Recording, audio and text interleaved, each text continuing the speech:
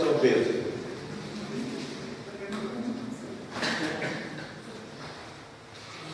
A sexta trombeta. Vocês vão perceber que a sétima trombeta está no capítulo 11, versos de 15 em diante.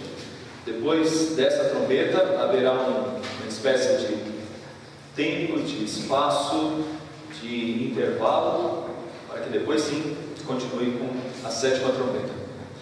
A sexta trombeta diz assim: o sexto anjo tocou a trombeta, e ouvi uma voz procedente dos quatro ângulos do altar de ouro, que se encontra na presença de Deus, dizendo ao sexto anjo, o mesmo que tem a trombeta: solta os quatro anjos que se encontram atados junto ao grande rio Eufrates.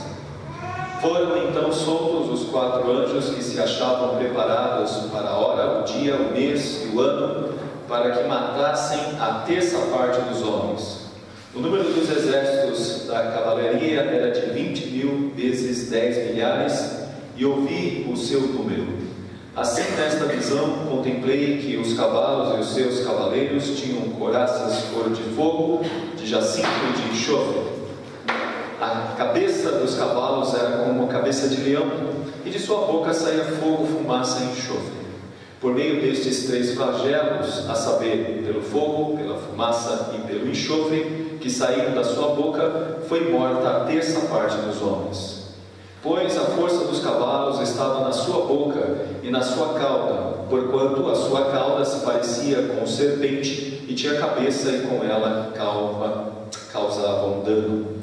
Os outros homens, aqueles que não foram mortos por esses flagelos, não se arrependeram das obras das suas mãos, deixando de adorar os demônios e os ídolos de ouro, de prata, de cobre, de pedra, de pau, que nem podem ver, nem ouvir, nem andar. Nem ainda se arrependeram dos seus assassínios, nem das suas feitiçarias, nem da sua prostituição, nem dos seus furtos. Obrigado a Deus por mais esse momento juntos. Dá-nos instrução segundo o teu querer, conforme escrito na tua palavra. Rogamos a tua direção em nome de Jesus. Amém. Vamos lá, meus irmãos. Eu tenho aqui um trecho de um filminho, mas depois eu tenho que passar. Vamos fazer o seguinte, vamos falar. Hoje nós vamos tratar da penúltima trombeta, a sexta trombeta. Eu queria que a gente meditasse. Geralmente as pessoas não estão ressaltando isso quando leem esse texto. Eu queria ressaltar isso. Falsos mestres e falsa adoração. Eu acho que vai ficar claro isso para a gente no final do estudo. Falsos mestres e falsa adoração.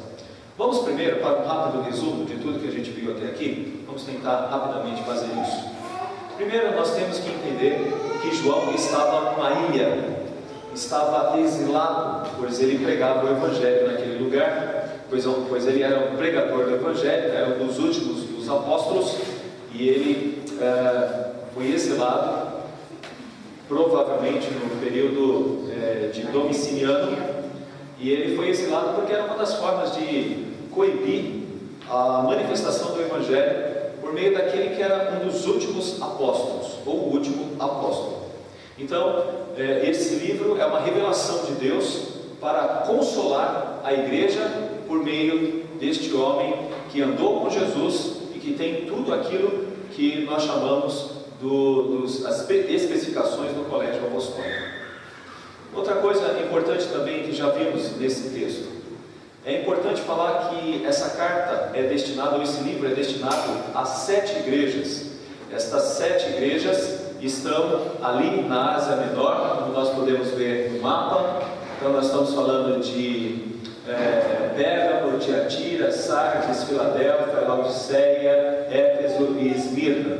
E Patmos está aqui próximo. Então essa carta é destinada a este grupo. É importante que nós entendamos o simbolismo da igreja. Estas 7 igrejas representam todas as igrejas em todas as épocas, e é importante dizer que a igreja é a luz do mundo. Claro, não o prédio, mas os discípulos que são fiéis à palavra de Deus são luz no mundo e manifesta a luz nas trevas. É como se fosse uma vela, um candeeiro a brilhar em meio às trevas.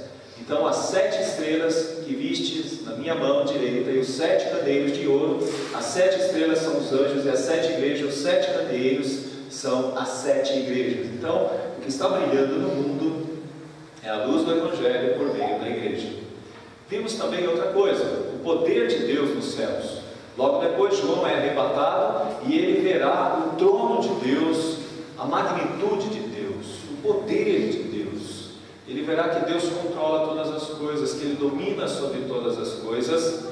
E mais adiante nós vamos ver o Cordeiro vencedor, que também agora está nos céus, vencedor, e reina juntamente com o nosso eterno Deus. Ele toma da mão direita daquele que estava sentado no trono o livro que estava escrito por dentro e por fora, selado com 7 selos, algo mais ou menos parecido com isso aqui, né? Algo mais ou menos parecido com isso aqui. E aí ele vai demonstrar, João, por meio dos seus escritos, que o Senhor Jesus Cristo é o Senhor, Ele controla todas as coisas, porque Ele é vencedor. E neste livro tem a história, toda a definição do que acontecerá nos últimos momentos. Os últimos momentos não é meramente o final do mundo, mas os últimos momentos. Temos que dizer isso? É desde a primeira vinda até a segunda vinda de nosso Senhor Jesus Cristo. Então não pensemos assim, iremos viver os últimos momentos. Na verdade, já estamos vivendo esses últimos momentos, pois aguardamos o retorno do Senhor Jesus. Os 7 selos representam as lutas da igreja neste mundo. Ela passará pelas mesmas tristezas que todo homem, pelas tragédias, pelas guerras, cataclismos, uma série de coisas e a perseguição. Então os 7 selos mostram que a igreja no mundo vive, luta, padece, sofre, mas ela é vencedora por causa de Cristo. O principal elemento que temos nos selos nesse momento é o cavalo branco que sai vencendo para vencer, e é o Evangelho que é pregado em todos os lugares. Logo mais adiante vamos para mais um capítulo, e nesse capítulo nós vamos ver as 7 trombetas. E essas 7 trombetas, elas representam o juízo de Deus sobre aqueles que perseguem a igreja. A igreja sofre perseguições, como nós vimos no capítulo 6. Mas, ai de quem persegue a igreja. E quem persegue a igreja?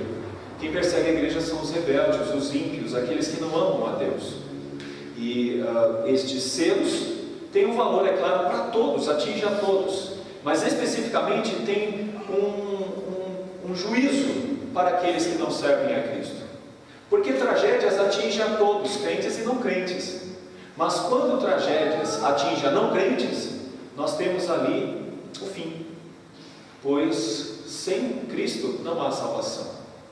Mas quando tragédias atingem crentes, e esses crentes fiéis, firmes, eleitos, eles são salvos e são recolhidos para a glória, são recolhidos para o louvor da glória do nosso Deus.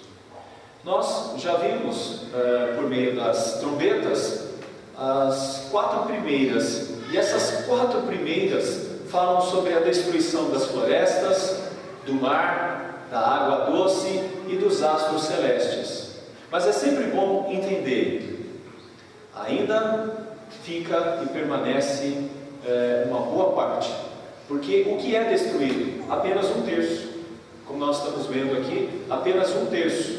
1/3 daquilo que nós vimos no mundo como representante das riquezas, das bênçãos, daquilo que faz o mundo ainda ser mundo: a água, as florestas, o mar e os astros.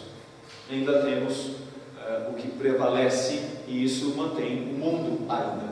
Nós aprendemos que isso é importante porque Deus tem ainda os seus eleitos. Por isso que não há uma destruição total. Os eleitos de Deus são preservados, mantidos, e por isso que não é destruído tudo.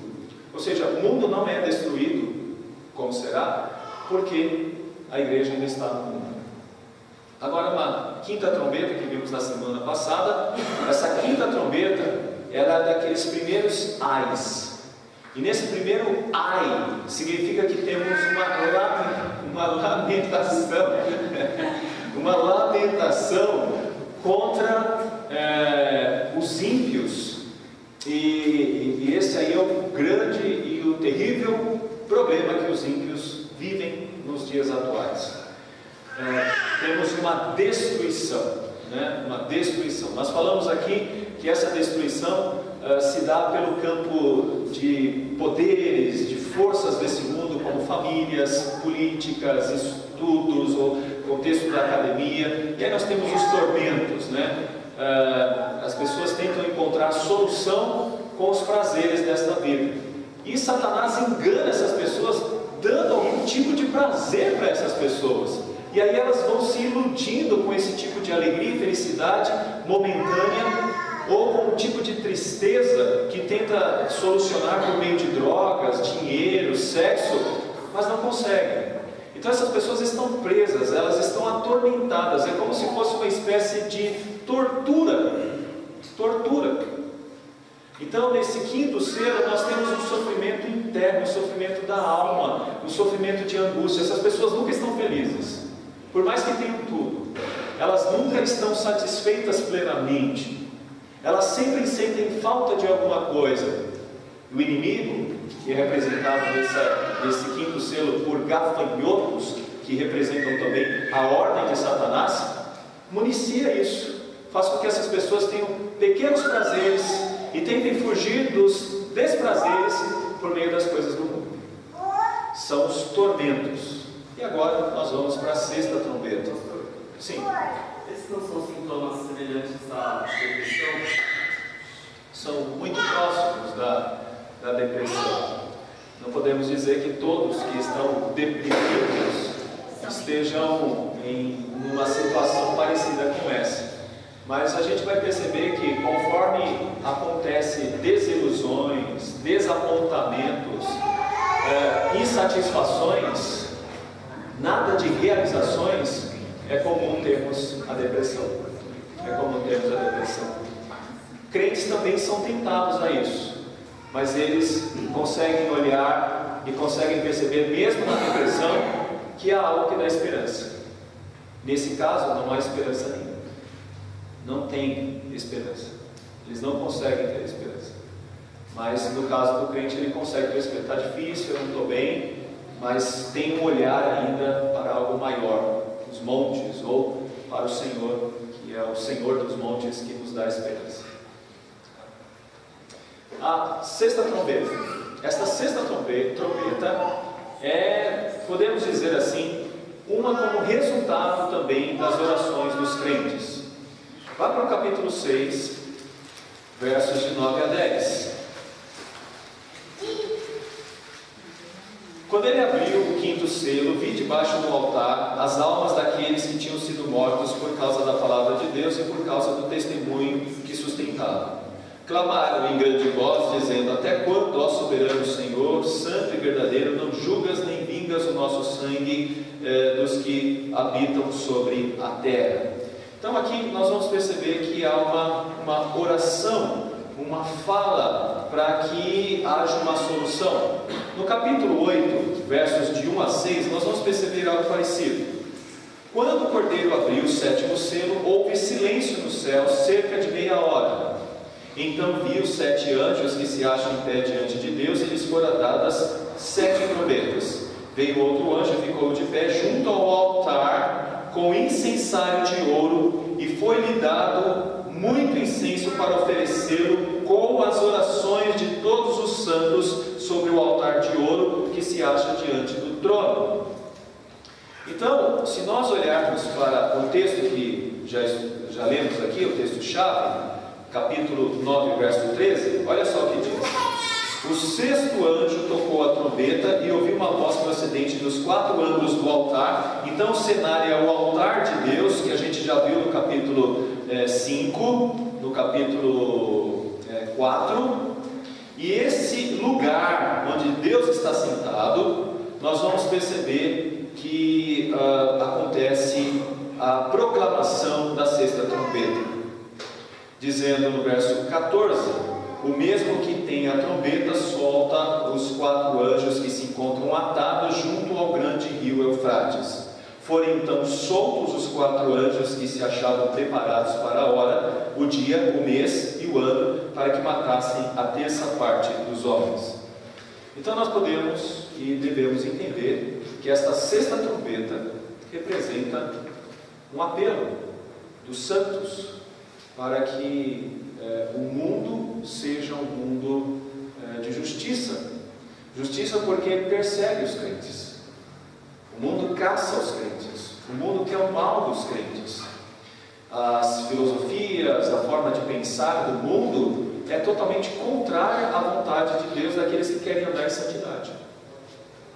Então, quando há uma sexta trombeta, que é um segundo ai, e nesse segundo ai há um juízo contra os ímpios, é porque estes ímpios têm um desejo nocivo contra a igreja. Eles têm um desejo nocivo contra a igreja. E como se combate esse desejo nocivo? Por meio da oração. Por meio da oração. Hoje ainda temos um país que tem liberdade para pregar o Evangelho e a gente fica meio que tranquilos. Se bem que já começa a ficar mais difícil a cada dia. Mas podemos dizer que sempre aqui e acolá aparecem perseguidores da igreja e desejando o mal da igreja, minimizando a ação da igreja. Então, nesta trombeta, observaremos que o castigo é muito maior. Não é tormento. Nesta trombeta, não é tormento que temos. Nesta trombeta, nós temos a morte daqueles que perseguem a igreja. Então, esse ai é mais perigoso ainda. E o terceiro ai será mais perigoso ainda. Para aqueles que não amam a Deus, para aqueles que estão distantes de Deus, para aqueles que andam contra a vontade de Deus. Então, esse ai será pior. Vamos falar um pouquinho sobre ele, então. Primeira coisa que temos que entender: esses anjos atados. O que seriam esses anjos atados? Bom, não são anjos de Deus, que amam a Deus. Se estão atados, se estão presos, é porque estão na mesma situação que os outros anjos que a gente já vê na quinta trombeta. Eles estão no lugar retidos por Deus. Lembre-se daquilo que a gente viu na semana passada. Aqueles demônios que estavam no Gadareno, depois disseram: não nos deixe voltar para o abismo. E eles vão para a vara de porcos e eles caem no mar, né? Esse abismo é o lugar onde esses anjos caídos estão detidos. Mas 4 deles fortes, que representam aí a ação maligna nos 4 cantos do mundo, eles estão agindo nos 4 cantos do mundo, eles são soltos. Então não são anjos bons, mas são anjos maus, são anjos de destruição. Com mais tempo nós leríamos Daniel 10, 13, mostraremos isso, e o 20 a 21, do mesmo capítulo 10, e nós verificaremos que é isso que acontece também lá no passado. Os anjos esses anjos maus têm um forte desejo de ver a igreja perdendo força, de ver a igreja sendo minimizada. Mas agora eles são lançados com toda a força para atingir o mundo todo. Eles vêm do Eufrates. Vocês perceberam que é isso que está escrito no texto? O texto diz: olha, dizendo o sexto anjo, o mesmo que tem a trombeta, solta os 4 anjos que se encontram atados junto ao grande rio Eufrates. Esses 4 anjos vão ter poder de mexer com a terra. E eles vêm do Eufrates. O que significa vir do Eufrates? É um simbolismo de grandes inimigos que tinham interesses de destruição, de guerra e de poder. Se vocês olharem o Antigo Testamento e lerem os livros dos profetas, vocês vão perceber que o inimigo vem do norte. Assíria, Babilônia. Sempre vem do norte. Se você pegar o texto de Abacuque, você vai ver que o texto de Abacuque fala da maldade desses inimigos, do sangue que eles têm desejo de largos sordos beber. São inimigos terríveis. E qual é o ponto de destruição deles? Guerras. Por meio de guerras. eles destroem por meio das guerras. Então, o texto também de Isaías 8:7 fala a respeito disso, e nesse mapa aqui a gente percebe, aqui está o povo de Israel, e isso aqui é um deserto, eles não viriam por aqui, eles sempre vêm pelo fértil crescente. O nome disso aqui é fértil crescente. Então eles vêm daqui, Babilônia vem daqui, a Assíria vem daqui, e quando eles vêm para destruir, para acabar com tudo. E não somente isso, nós estamos falando também no tempo dessa escrita, que é a escrita de João, no tempo do Império Romano. E os romanos tinham medo danado desse norte, porque era aqui desse norte que vinham os persas, que vinham os babilônicos, que causavam um grande estrago também. Então, quando ele diz assim, olha, vem do Eufrates, significa que ele tem um interesse muito grande, que é o interesse de destruição e o interesse de guerras. Mas também podemos aplicar mais um detalhe.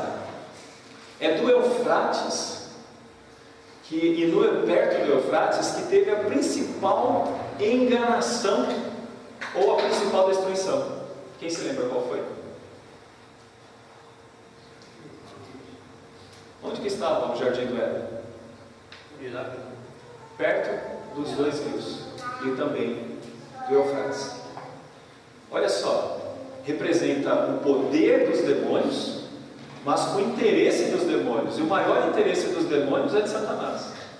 E qual é o maior interesse de Satanás? De ver toda a criação destruída. Satanás tem um interesse muito grande em ver a criação destruída. Ele sempre manifestou esse desejo. E se Deus solta ou não prende Satanás, esse desejo se torna uma realidade, pois ele tem poder para fazer com que as nações se autodestruam, criem um campo de batalha e de guerra. E por meio de quem? O desejo de poderosos que querem poder e pelo poder matam, destroem, acabam com pessoas. Eu fiquei pensando em colocar umas fotos aqui das guerras que estamos vivendo atualmente, mas eu falei, não, é muita tristeza para mostrar para a gente num momento de quarta-feira, mas quando a gente tem uma criança tão linda aqui perto de nós. Mas é um negócio terrível, né? Eu não sei se vocês que acessam a internet conseguem ver as tristezas da guerra na Síria, onde a gente vê mães chorando os filhos, mas você vê filhos chorando, as mães mortas e os pais mortos. E isso por quê? Porque um político está lutando contra outros que querem o poder também. E quanta morte, quanta destruição. As pessoas estão interessadas no dinheiro e não tem problema nenhum em mandar um míssil e matar um mundaréu de crianças, de pessoas. Esse é o mundo que a gente está vivendo. Talvez a gente não consiga ficar tão sensível assim, porque a gente não está vivendo uma guerra e talvez não vivemos uma guerra como outros países já viveram. Mas imagina o que é você morar num prédio e cair um míssil em cima desse prédio. Imagina o que é isso. A gente muitas vezes fica tão iludido com o mundo, pensando que o mundo é só florzinha, que é um mundo bonito, é um mundo cheio de coisas boas, tem paisagens lindas. Não! Esses 4 anjos maus, soltos, estão por aí e a gente vê volta e meia a destruição, morte, e é o que a gente vê nesses anjos atados. Agora é importante que a gente entenda outra coisa, uma outra lição que esse texto nos mostra. Jesus controla isso. Ele tem toda a autoridade e ele controla isso. Se a guerra não chegou aqui, é porque Cristo não quer, não é porque nós somos bonzinhos não, viu? O pessoal fala assim, brasileiro é tudo gente boa, ninguém nunca vai entrar em guerra com brasileiro, porque brasileiro gosta de futebol, de samba, carnaval. Brasileiro é tudo gente boa, né? É meio desorganizado, mas sempre tem festa, não é? Sempre tem festa. Não, olha lá para o Rio de Janeiro, a gente vai ver a festa que é, né? E outros países, não, a gente pode falar que existe um poder, que nós chamamos aí de crime organizado, que parece que está em plena ação no nosso contexto. Mas o que eu quero mostrar para vocês é o seguinte, os jovens que estão aqui, por favor, pensem nisso. Se está tudo em paz, não é porque nós somos bonzinhos, não é porque o nosso país é um país de paz, não. Se está tudo em paz é porque Cristo controla o dia, a hora e o mês que as coisas vão acontecer. acontecer. E pode ter o dia, a hora e o mês que as coisas vão acontecer em qualquer lugar. O Brasil não é livre disso, apesar de alguns dizerem que o Deus é brasileiro, né? Não é. Não sei se vocês sabem, mas o Deus não é brasileiro, né? Então, por favor, tomem cuidado com isso. Então, Jesus controla o tempo para o juízo dos ímpios. Como que ele faz isso? Foram soltos os 4 anjos que se achavam preparados para a hora, o dia, o mês e o ano, para que matasse a terça parte dos homens. Olha só, vem aí uma grande destruição. O que é importante dizer? Eles não são livres, ou seja, eles não estão livres e estão debaixo da autoridade de Jesus, né? Na verdade é que eles não estão livres e estão debaixo da autoridade de Jesus. Eles só vão poder fazer isso no momento em que o Senhor Jesus autorizar. Então não será no momento que eles querem, mas será no momento que o Senhor Jesus autorizar. Esse é um momento do nosso Senhor Deus e não deles. Isso é o motivo da gente louvar a Deus, porque Ele controla todas as coisas, Ele controla tudo, inclusive os demônios. Agora, outra coisa também, sua ação é limitada à terça parte dos homens. Eles não vão atingir todos, mas vão atingir a terça parte dos homens. Então eles não têm controle sobre todas as coisas.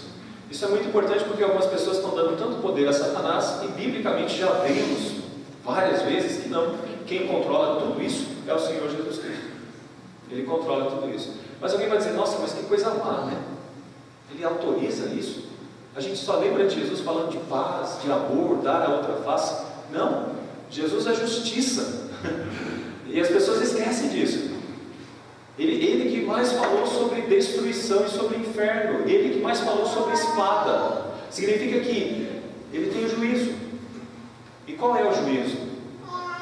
Qualquer juiz tem que dizer, olha, você será preso e vai ficar tantos anos em prisão. O juiz vai ter que dizer isso. Ele vai ter que falar. É a sentença por causa da justiça. A sexta trombeta, ela é mais severa. Se na primeira, na quinta, o objetivo é atormentar, nessa sexta o objetivo é matar. Olha aí o que diz o verso 5, que fala da quinta trombeta.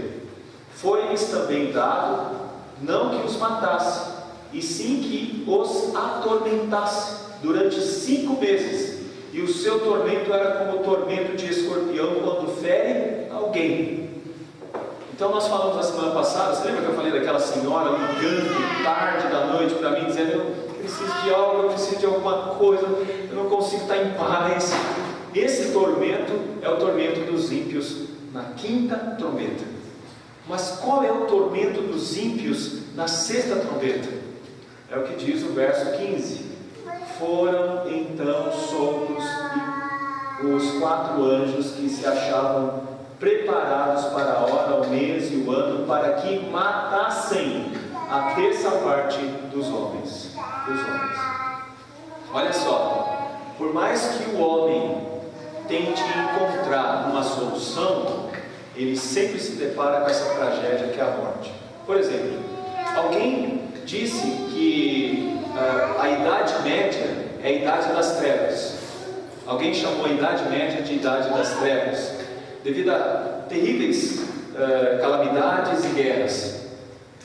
Mas observem o período que nós estamos vivendo, que é o período contemporâneo, e olha para a Primeira Guerra Mundial e a Segunda Guerra Mundial. Quantas pessoas não morreram? Quantas pessoas não foram mortas? Sabe por quê?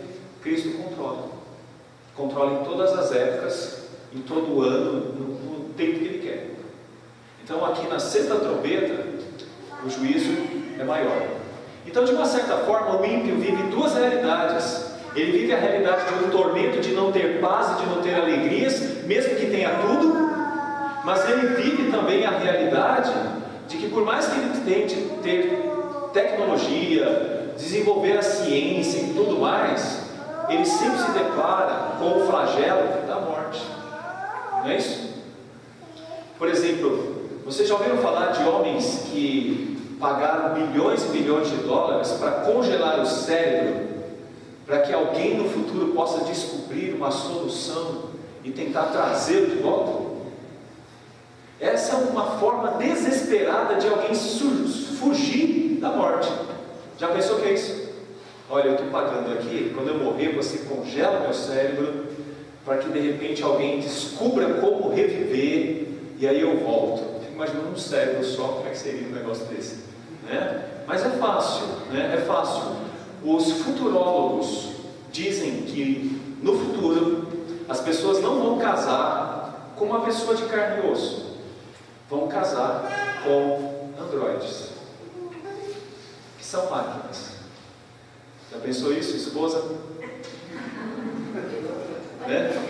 Qualquer coisinha você desliga aí, não é? Acabou o problema, né? E se a bateria estiver acabando e ele dá trabalho, não recarrega.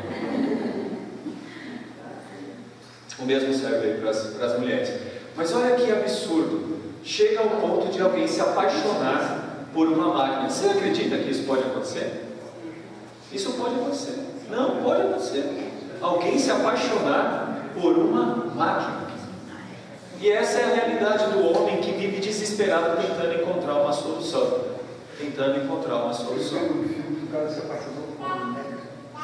Tem isso, tem o Blade Runner, o 2 agora, o que saiu o 2 agora, tem algo assim. Mostra isso. Na TV Cultura, hoje eu estava passando um programa justamente isso. Um homem se apaixona por uma máquina. Aí tá vendo? Hoje. É isso. Né? Isso mostra o desespero de alguém que não tem como enfrentar a morte, mas a morte está sempre diante dele. É com a Maria Fernanda Cândido. Outro ponto que a gente tem que entender aqui também. Olha o poder desses exércitos, né? Então vamos lá. Eles foram soltos, os 4 anjos, o verso 15. E aí o número dos exércitos da cavalaria era de 20 mil vezes 10 milhares. E eu ouvi o seu número. Esse número que representa 200 milhões aparece em Daniel 7,10 e Malaquias 6,7. Esse número representa o quê? Uma grande força, que significa que não há como escapar dela.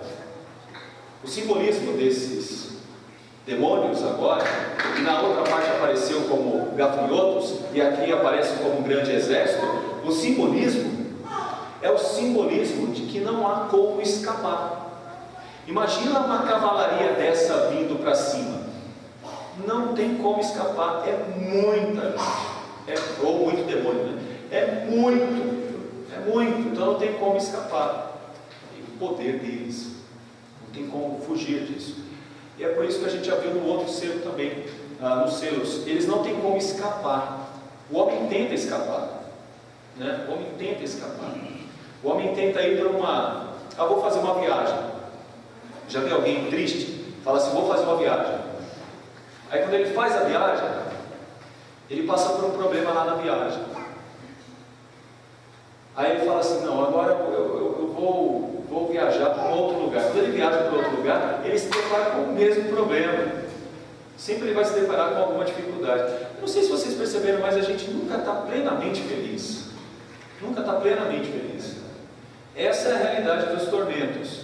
Agora tem uma outra coisa também. Nunca é possível escapar da morte. Não é. Essa realidade não tem como. E aí a gente vê como que isso se dá. Uma das coisas que mais produz morte é a guerra. E aí como que nós olhamos para essas figuras? Olha só, verso 17. Assim, nesta visão, contemplei que os cavalos e os seus cavaleiros tinham couraças cor de fogo, de jacinto e de enxofre. A cabeça dos cavalos e a sua boca saía fogo, fumaça e enxofre. Aqui nós temos algo que demonstra couraça, que demonstra batalha, guerra, mas que demonstra poder. Esse poder está em todos os lugares, contra os ímpios principalmente. Está contra todos, mas contra os ímpios. porque os ímpios também passam pela morte. E aí a gente vê o poder deles, a figura de leões e de serpentes, fumaça, fogo e enxofre.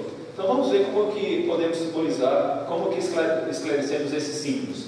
Primeiro, 200 milhões estão em todos os lugares, não tem como escapar, eles estão em vários lugares. Leões, leões significam força e desejo de destruição. A boca, a força e o desejo de destruição está com eles. Veja bem, não pense que um demônio vai pegar leve. Vai pegar leve. O demônio não vai querer tratar você como amiguinho. Ele vai querer que você sofra muito. E ele vai querer que você padeça muito. Então, tem desejo de destruição. Serpentes. Essa é uma outra expressão importante. Serpente, na Bíblia, de maneira geral, está ligada à pessoa de Satanás e à enganação. Não pense que a coisa vai vir, e esse é um ponto muito interessante, não pense que a tentação vai vir com aquela velha figura satânica que nós já vimos. Como que é uma figura satânica mesmo, gente, que a gente descreve por aí? Chifre, tridente, rabo, vermelho, né? Imagina, se você vê um negócio desse, você foge realmente, né? Mas se você tá, alguém poderia dizer, cruz credo Ave Maria, né? Não é assim. Quando fala de figura de serpente, significa que é, além de peçonhento, enganador. Enganador. Então não é uma coisa do tipo assim, é horrível. Não, é atraente. Esse é um ponto importante que a gente tem que entender. É sempre atraente. Algumas pessoas pensam que Satanás está em alguns lugares que a gente acha que é lá que está. Não, ele é anjo de luz, ele está em lugares que a gente pensa que ele não está. Então muitas pessoas que estão seguindo profetas, homens, coisas desse tipo, estão seguindo os discípulos. Os discípulos estão seguindo esse tipo de flagelo. Então ele está enganando mesmo. Então quando eu vejo pessoas dizendo assim, olha, isso aí é uma visão ultrapassada, agora a gente precisa ter uma visão mais moderna, evoluída, a igreja precisa entrar na modernidade, a igreja precisa mudar, a igreja precisa repensar a sua maneira de ser. Ela não pode ser tão radical com algumas coisas. Esse tipo de profeta, eles estão em todos os lugares, e eu posso dizer, eles são muito legais. São muito legais. As pessoas amam, porque eles são joia. Eles falam coisas que nós gostaríamos de ver. Por exemplo, desculpa, nada contra assim quem já passou por isso, mas que agora está tendo uma compreensão. Mas o pastor legal hoje é um pastor tatuado, todo, tem que ter até aqui agora, não é só no braço, tem que ter todo, né? E que tem que falar de uma maneira que todos os jovens acham que é muito da hora. E que possivelmente seja tranquilo em aceitar, por exemplo, o sexo antes do casamento. E que possivelmente possa, talvez, mais adiante, dizer que o aborto não tem problema nenhum, você pode aceitar tranquilamente. Porque ali não tem uma pessoa, é só uma coisinha. E tantas outras coisas que você pode dizer. Então tem um problema sério. Fumaça significa trevas e significa escuridão. Significa que o poder desses demônios ou desse exército maligno é de trazer trevas, onde as pessoas não se sentem, não têm esperança, estão presas nas trevas. Aquilo que a gente falou, a igreja que ilumina no meio disso tudo. Fogo é destruição. E aí a gente vai perceber o seguinte: o fim dessas coisas é sempre guerra. Só para a gente perceber o que a gente poderia falar hoje. Tem algumas pessoas dizendo o seguinte: direito das mulheres. Não é isso que as pessoas falam? Direito das mulheres. Não é? Apoderamento. Empoderamento. Só que você faz isso muitas vezes num sistema de guerra. É claro que as mulheres merecem respeito e têm que ser valorizadas, mas é impressionante como tudo é dentro de um sistema de guerra. Aí vamos colocar um grupo contra outro grupo. E um grupo brigando contra o outro grupo. É sempre dentro de uma situação de guerra. Os pobres contra os ricos contra os pobres. Sempre dentro de uma visão de guerra. Visão de guerra na Bíblia é transmitida por fogo, que significa destruição. E qual o resultado disso? O enxofre. E o que significa com enxofre? É que sempre a terra é afetada por causa disso. Que são as poluições, as destruições e tudo mais. Mas aqui eu tenho uma palestra que foi dada no dia 3 de março pelo presidente da Rússia, Putin.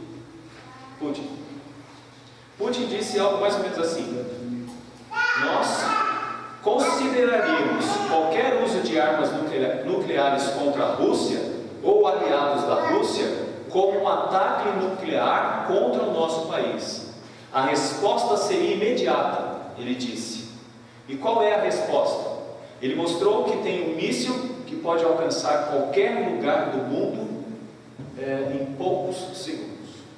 Ou seja, em poucos segundos nós podemos ver a destruição de milhares e milhares de vidas. O mundo não está em paz, gente. Não está em paz. Qualquer coisinha pode acabar com toda essa tranquilidade que parece que nós estamos vivendo. Então, não está de fato em paz. Então, esse exército, ele está por aí. E ele está fazendo uma destruição. Há um arranjo quiástico aqui nesse texto. Se a gente perceber, há um arranjo quiástico. Que arranjo é esse? Da sua boca saíam fogo, fumaça e enxofre. Por essas 3 pragas, 1/3 da humanidade foi morta. Daí depois, pelo fogo, pela fumaça e pelo enxofre que saíam da sua boca.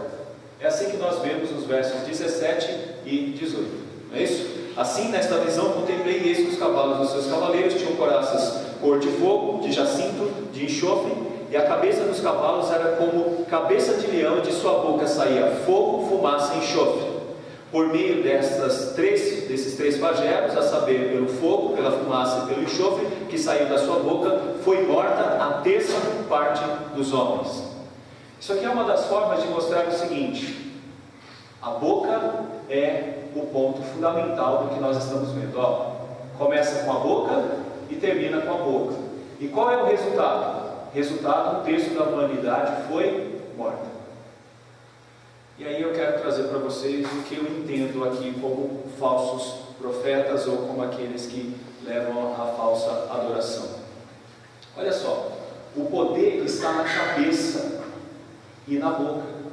Não é isso que a gente vê mais adiante? Olha o que diz assim, verso 19: pois a força dos cavalos estava na sua boca e na sua cauda, porquanto a sua cauda se parecia com serpentes e tinha cabeça, e com ela causavam dano. De onde vem a principal destruição? Da cabeça. Da cabeça. Eu vou tentar explicar isso para vocês de uma forma clara. O poder maior de Satanás se dá no campo das ideias, como foi no Éden. Você lembra lá no Éden? Como que Satanás atingiu Adão e Eva? Não é? Diálogo, ideias. Questionando, né? Será que é? Questionando. Por isso que nós temos um quiasmo aqui nesse texto. Quiasmo é uma forma hebraica de deixar claro qual é a força maior do inimigo ou daquilo que nós estamos vendo na poesia. A força maior do inimigo está na boca, porque é da boca que surge toda a orientação para que aconteça isso aqui. 1/3 da humanidade foi morta. Então, o poder maior de Satanás se dá no campo das ideias. Alguém pensa que o poder maior de Satanás é entrar numa pessoa e possuí-la. Não, isso é primário. A força maior de Satanás, quando Deus dá liberdade para Satanás e seus anjos agirem, é no campo das ideias. No pensamento. Esse é o pior problema. Esse é o pior problema. Quando a gente fala de depressão, ou como foi mencionado aqui, como que é? O ponto que você ressaltou, Júlio?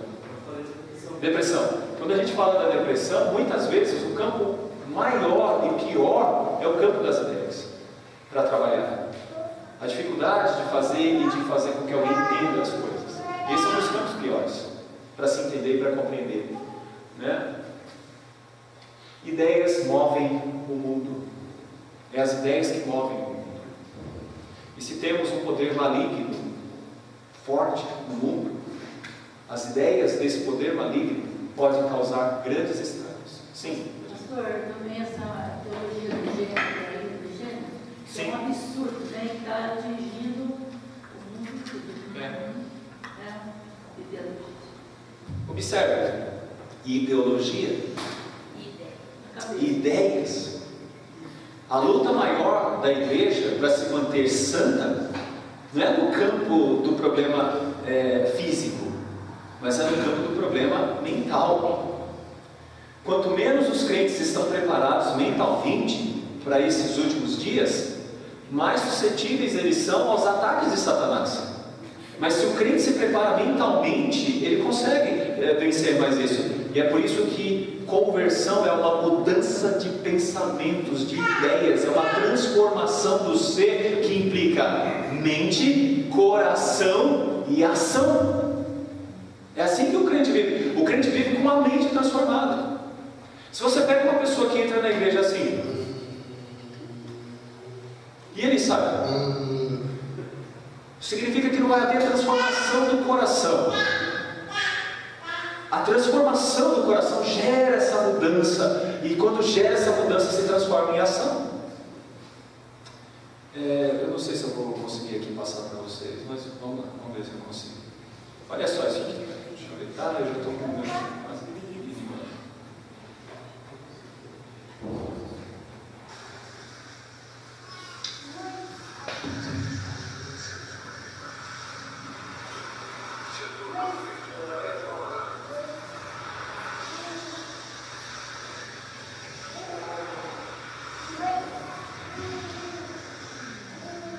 Dá para ouvir pelo menos um pouquinho?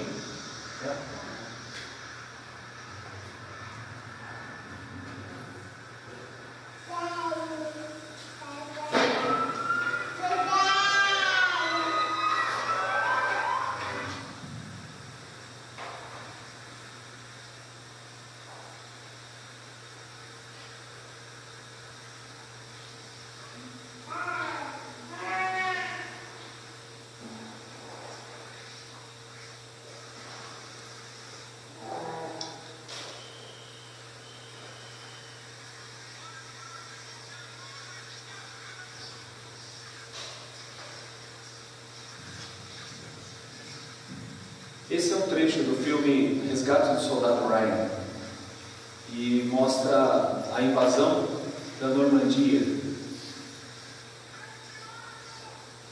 E é uma cena impressionante essa, que dura em torno de uns quase 17 minutos.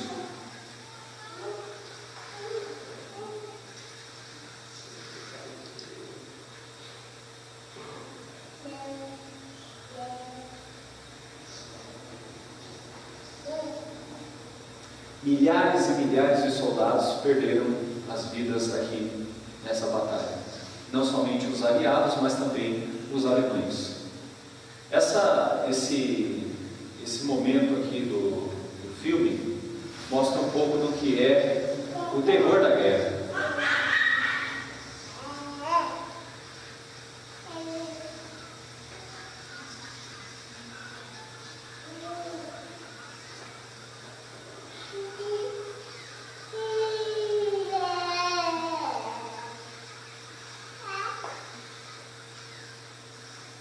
Como eu disse, a gente nunca viveu isso, né? Agora imagina, quantas mães não ficaram chorosas depois desse dia? Quantas esposas não ficaram tristes nesse dia? Muitas pessoas voltaram dessa batalha sem membros, como as pernas, os braços. Foi um momento de grande destruição e de grande tristeza. Eu estou correndo aqui por causa do nosso tempo, né? Olha só isso.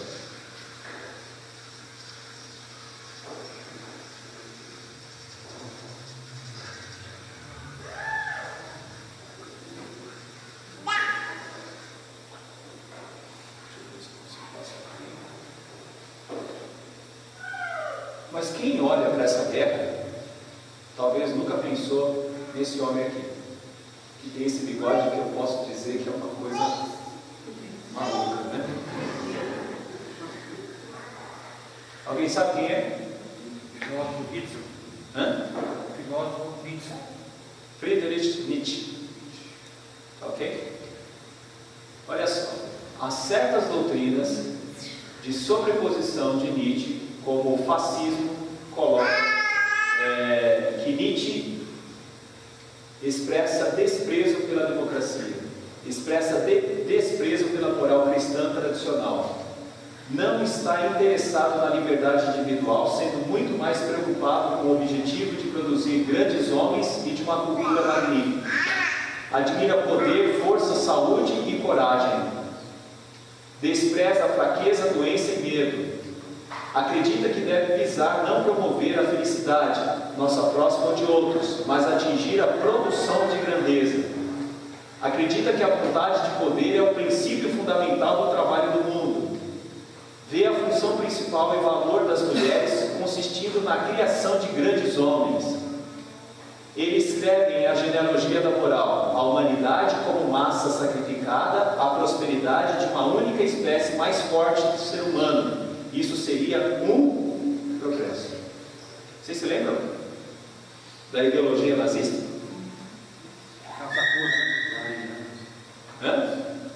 Raça ariana? Se lembra? Olha só essa foto. Aqui está o busto de Nietzsche e aqui está um cara de bigode também estranho. Hitler admirava muito a filosofia de Nietzsche e ele apoiou a criação do arquivo de Nietzsche em Weimar. Sabe o que significa? Ele ajudou a irmã de Nietzsche a criar uma espécie de museu para Nietzsche, tamanha a admiração desse homem por ele. Esse aqui atirou, mas esse aqui pensou muita coisa para que esse atirasse. Esse aqui é a cabeça, e esse aqui é como se fosse a boca. Está entendendo o que eu estou falando? É isso que a gente está vendo aqui, nesse sexto selo. A força está aqui. Quanta gente não morreu? Lembra os judeus que foram mortos? Mas se a gente pegar essa ideologia aqui, ó, a humanidade como massa sacrificada, a prosperidade de uma única espécie mais forte no ser humano, isso seria um progresso. Isso seria um progresso. É isso, pessoal. Por que todo este mal? A nossa pergunta, né? A pergunta tem que ver com uma resposta, e essa é a resposta. Os outros homens, aqueles que não foram mortos por esses flagelos, não se arrependeram das obras das suas mãos. Capítulo 9, verso 20 vai dizer que aqueles que sobreviveram dos ímpios ainda não se arrependeram das obras das suas mãos. Por que aconteceu e por que acontece tanta tragédia, tanta guerra e tanta coisa no mundo que vem por essas ideologias? Para que as pessoas tenham um aviso: olha, ainda há tempo de se arrepender. Essa é a época que nós estamos vivendo, é a época do Evangelho, é a época que ainda dá para se falar: há tempo de se arrepender, há tempo de mudar de vida, há tempo de andar conforme a vontade de Deus, segundo a palavra de Deus. Há tempo para isso, para que ninguém descanse neste mundo como se tudo fosse apenas o querer ter sucesso aqui. Ele está condenado, e toda forma de tristeza por meio de guerras é uma forma de revelação de que tudo está para acabar. A ideia é tão somente uma: por que acontecem tantos males como estes? Por que Deus autoriza isso? Porque essa é uma das formas de mostrar que ainda há tempo de se arrepender. Para os ímpios é isso. Agora, para nós crentes, é para que a gente entenda que aquilo que Cristo disse que iria acontecer está acontecendo. É para que a gente tenha mais fé ainda naquilo que Cristo disse. É isso mesmo. Então, quando você ouvir uma guerra, se alegre de uma certa forma, porque Deus é fiel a si. mas se entristeça, porque significa que a igreja tem uma missão de pregar o Evangelho para todas essas pessoas que estão sofrendo essas coisas. É uma dupla sentimentalidade, de alegria e de tristeza. Alegria, porque Deus é fiel e vai cumprindo tudo que Ele disse, mas de tristeza, porque muitas pessoas são afetadas por isso tudo. E a gente não gostaria que isso acontecesse. E se fosse depender de nós gostaríamos de estar em todos os lugares. Daí o trabalho missionário que é tão importante. Reverendo Osni virá aqui nesse ano e ele vai falar sobre como está sendo o evangelismo para aqueles que são exilados ou que estão fugindo dessas guerras. Vocês vão perceber o quanto é interessante ver a igreja atuando num momento como esse, porque é num momento como esse que as pessoas param assim e pensam: nossa, por que está tão desse jeito? Por que as coisas estão dessa forma? Tem uma forma de pensar em Cristo também. Caminhando no final, obras de suas mãos. Essas pessoas estão fazendo isso porque elas acreditam nisso. São seus ídolos. É isso mesmo. Voltando aqui para a figura dele, ele tem um ídolo. Ele tem um ídolo. Qual é o ídolo? O homem pelo homem. Esses são os ídolos. E o texto vai deixar isso bem claro aqui, olha o que diz o verso 20. Os outros homens, aqueles que não foram mortos por esses flagelos, não se arrependeram das obras das suas mãos, deixando de adorar os demônios e os ídolos, de ouro, de prata, de cobre, de pedra, de pau, que nem podem ver, nem ouvir, nem andar. Esses homens adoram, eles adoram o mundo, as coisas que tem no mundo, eles vivem para o mundo. Para o mundo. Eu fico olhando os cantores atuais, tipo de funk. Eu sei, é bom não olhar tanto, mas olha, você fica olhando a música. A música é: eu tenho um carro tal, e um colar de ouro X, e eu tenho tal coisa, e eu quero ter muitas minas, e eu quero isso, e eu quero aquilo, e a vida é legal. Pô! Aí eu fico olhando as meninas que cantam as músicas de hoje, né? Sei lá, todas as que vocês puderem imaginar. Uma brasileira está fazendo muito sucesso também. Eu espero que ela tenha um contato verdadeiro com Cristo. Mas é muito ruim, porque toda a questão é uma idolatria ao corpo. É uma idolatria ao corpo. É isso que o texto está dizendo. Essas pessoas são enganadas e elas começam a adorar coisas que passam, coisas que acabam, coisas que terminam e esquecem de olhar para a eternidade. Esse é o problema. Eu fico olhando para a nossa política e roubam isso, e roubam aquilo, e roubam aquilo outro, e roubam aquilo outro. O que é isso? É um Deus chamado dinheiro, ouro. Quando você vê, por exemplo, essas questões ligadas à ideologia de gênero, muitas vezes não é tão somente por problemas psicológicos, mas é por questões sexuais. Muitas vezes é por questões sexuais. Então aí a gente vê um outro problema: a idolatria. O verso 21 vai dizer ainda: nem ainda se arrependeram dos seus assassínios, nem das suas feitiçarias, nem da sua prostituição, e nem dos seus furtos, né? Que a gente vê aqui são suas obras.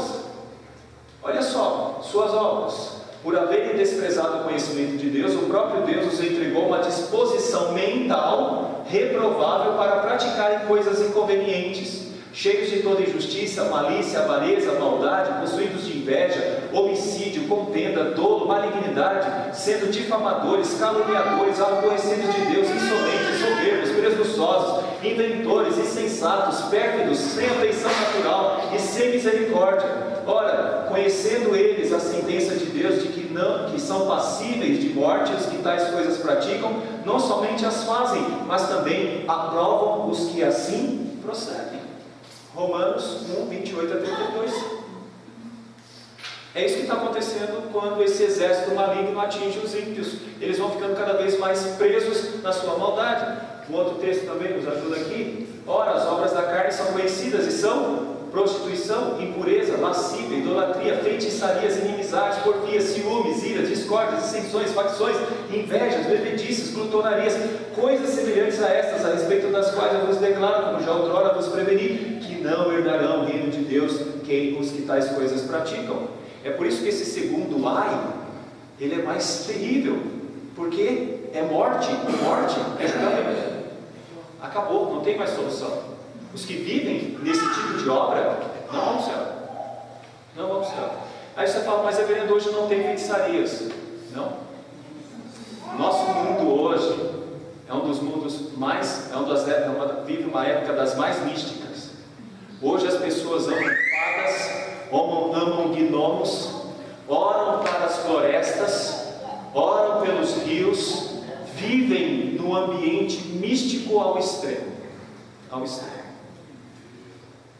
É o que nós estamos vendo nesse texto. A realidade é essa. Tá bom? Isso é resumido em assassinatos. Percebe como as pessoas matam por nada? Como as pessoas estão morrendo constantemente nessas guerras? Feitiçarias, esse mundo místico que nós estamos falando, e prostituição. Hoje o que movimenta o mundo é isso, né? Como que você vende Havaianas? Desculpa, Havaianas. Isso está sendo gravado, a gente pode ser processado, né? Então você pode ser processado. Ok, né? Como que se vende Havaianas? Aliás, não Havaianas, vamos falar Havaianas. Chinelos de dedo, né? Como se vende cerveja? Veja isso, né? Como que se vende um carro? Tudo hoje gira em torno dessa questão que podemos chamar de prostituição. Qual é a roupa que está na moda? Então, esse ambiente todo, nós estamos vendo aqui, é a sexta trombeta e o segundo ai. Então, quando você verificar essas coisas do mundo, você fala assim, eu estou entendendo bem o que está acontecendo. Mas isso, antes de ser algo palpável, é algo mental. É algo mental. Esse empoderamento feminino é uma coisa mental. Essa coisa toda que nós vimos de gênero é uma coisa mental. E é no campo das ideias que a gente vai discutir com esses problemas. No campo das ideias. Não é simplesmente dizer, isso é coisa de quem vai para o inferno. Não é simplesmente assim. É necessário trabalhar as questões mentais. Por isso que a gente tem que pensar muito. E é por isso que alguns falam assim, mas, reverendo, por que na escola dominical estamos estudando estas coisas? Porque foi dentro do campo das ideias que aconteceu isso. É dentro do campo das ideias que a gente vê a diferença das coisas. Então deixa eu dizer uma coisa para vocês. Tem um livro do John Stott que eu peço que você leia, chamado Crer é também pensar.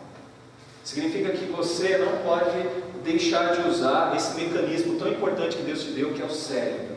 Você deve pensar também. Não é simplesmente dizer, esse mundo está tudo perdido. Não. Nosso papel como igreja é fazer a diferença. Por quê? Existem as guerras? Existem. Existe o misticismo? Existe. Existem essas questões de prostituição muitas vezes aqui? Existe. Mas qual é o papel da igreja? É combater esses falsos mestres e essa falsa adoração, que implica em poder, dinheiro, posses, drogas, e a igreja faz isso por meio da pregação. A igreja está dando a última oportunidade para o mundo e vem pela pregação do Evangelho. Essas pessoas não estão aí para serem odiadas, essas pessoas estão aí para serem amadas, e a melhor forma de mostrar amor para essas pessoas é pregando a palavra de Deus. Esse é o ponto que nós temos para terminar aqui do nosso estudo. O sexto selo é um aviso para os ímpios, e a igreja faz parte desse aviso quando ela diz: arrependa-se e creia em Jesus Cristo como Senhor e Salvador.